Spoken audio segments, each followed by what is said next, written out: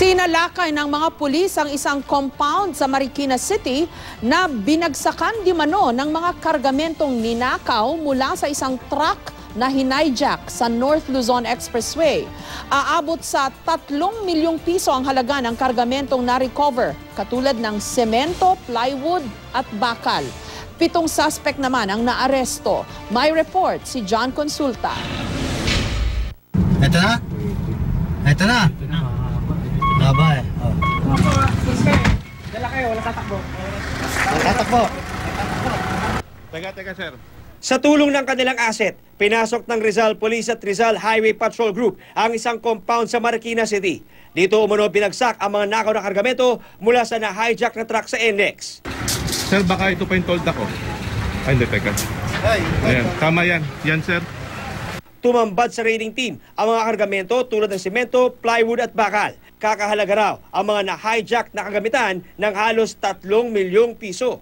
Ayon sa Rizal HPG, bumabiyahe daw ang truck papuntang Maynila nang harangin ng mga hijacker sa NLEX at sa pilitang kinomandir ang 10-wheeler.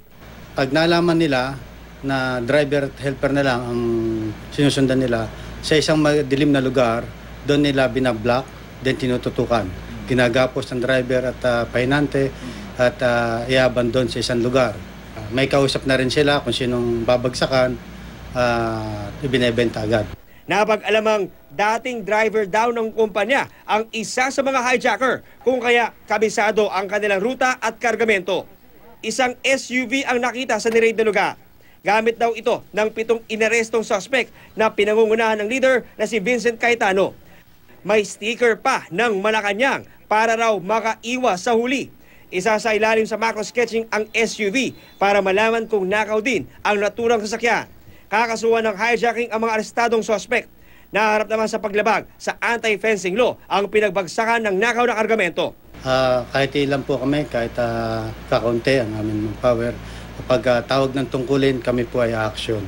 At sa tulong din ng mga local police natin. Tuloy-tuloy ang follow-up operation para sa iba pang miyembro ng hijacking syndicate. John Consulta, GMA News.